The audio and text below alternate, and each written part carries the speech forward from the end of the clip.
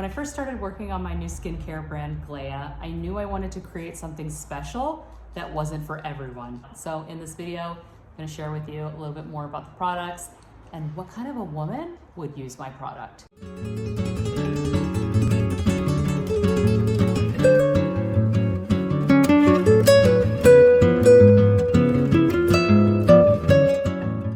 Welcome to House of Gléa. My name is Baina and I am creating the world's first luxury beef tallow skincare balm for women over 40. When I approached creating this brand, creating the product really, it started with the product, which I am still refining. I'm almost there. It's like so good though. I've still been using it. I thought about getting ingredients that were going to do specific powerful things for skin over 40. And at the time when I first started using it, I had my skin was devoid of moisture. And now, honestly, when I wash my face in the morning, it is so already soft from the inside out that it's done wonders for my skin. So the woman who is Glea is someone who wants to explore clean living or clean beauty. You like the idea of ancestral, something that's been done, tried, true, and trusted. It's from nature, it's from God, okay? Someone who wants to see their skincare as more of like a ritual and a process. And I want to show you some of the images that I pulled when I was kind of like coming up with the concepts of the branding. This is like a marble sink with this beautiful chrome like faucet and just all their different products on here. You see how it's art. It's like beautiful. Like this is the vibe, right? Everything I have in my home is really about curating a feeling. I'm an intentional shopper. I curate beautiful things. And so I wanted to kind of like get sort of in touch with the fantasy of the Glea woman, the fantasy of how I would kind of brand this. Here's just beautiful kind of odd objects, always a sense of whimsy in things that I'm sort of drawn to. I thought that was really pretty. There's also sort of an Art Deco vibration. I'll try to find another one. Here's another one I was drawn to. For a long time, I've been really into these sun motif. Sort of just has this kind of whimsical, collected. If you see yourself in any of these images that I'm showing you, you're the Glea woman. Here's another one, just your vanity. You see how this is someone who's curated. This is someone who's thinking about their space, who's like the joy. Look at the joy. You're waking up and you're sitting at your table, you've got flowers, you've got objects, you have a pretty purse. Like this is someone who's sensitive to, this is joy to me.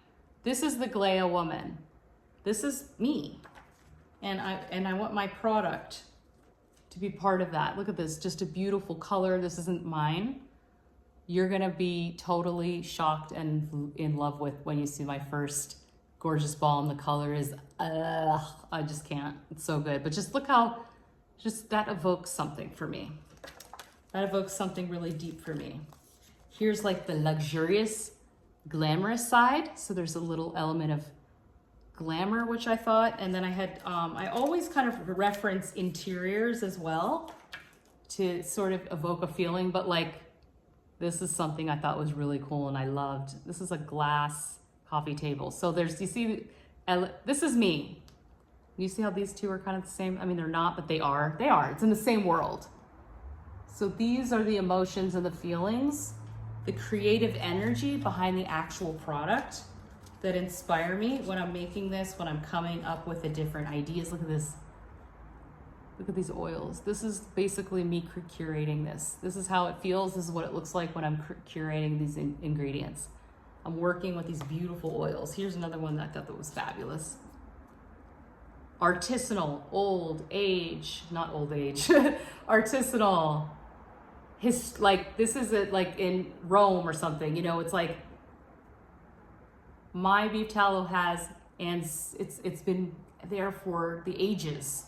There's a history behind it, but then it's kind of like, look at this modern, there's a really cool modern lamp I want back there. So takes something ancestral and brings it into the modern day age. That is kind of the feeling that evokes. Also, diptyque is also a big inspiration for me as well. Just with that, half the reason you want diptyque, not only is it just an amazing, beautiful sense and gorgeous products, but it's the look of it is so fun. When we buy diptyque, we never throw out the candle holders. You know, you keep these things, and that's what I wanted Glea to feel like. I wanted it to be something that you keep and you cherish. Here's another fun one I found that was just interesting. So they position their products with other interesting objects. I might try that myself. So the Glea woman is someone who loves to curate, who loves to edit things, who thinks about products before she buys them, who invests in things that not only do you like the product, but you actually like the person behind it. And I'll give you a quick example of that. When I first purchased my beef tallow balm, it was the first time I had bought it and tried it.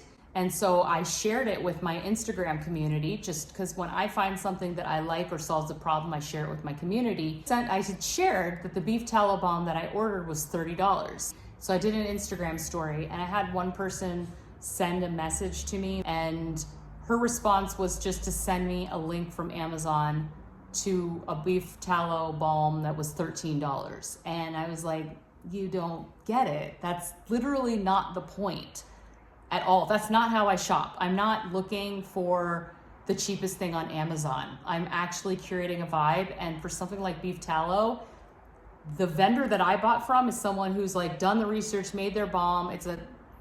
We share similar values. They've created it by hand. It's organic. And the one on Amazon, who knows? Because a lot of things are bad on Amazon. I mean, I love Amazon, but that's not the vibe, okay? It wasn't organic. It's in a plastic jar. That's another thing. You want to get your balms in a glass jar. You don't even know if those ingredients are good or not. And I'm literally sourcing organic grass, cold press, everything. I'm doing the best of the best. So anyway, that's not the person that is going to be drawn to Glea. Glea is someone who curates and who falls in love with not only the product, but the sort of fantasy created around the product. So I hope you can see where I'm going with it, and I hope that it maybe sparks a little bit of creativity in yourself as well, or maybe it makes you a little bit more intrigued to see the product. As someone from an interiors background, I've always really saw myself as kind of a curator, an editor, and I take a lot of time to bring everything in my home is really kind of a cherished thing. Not 100%, I'm working on that, but most things, okay? That's why my place is not, it's kind of more on the empty-ish side, to be honest. So I hope you guys liked the video. Please let me know in the comments below if you are a Glea woman. Do you create and curate things that you have? How do you choose a skincare that you end up loving? What are your criterias for choosing skincare products or products in general that you just love? What are the things that make you feel like you want to kind of go back to something over and over again? Okay? Would love to know your thoughts. Thank you again for watching, and I will see you in the next one. Bye.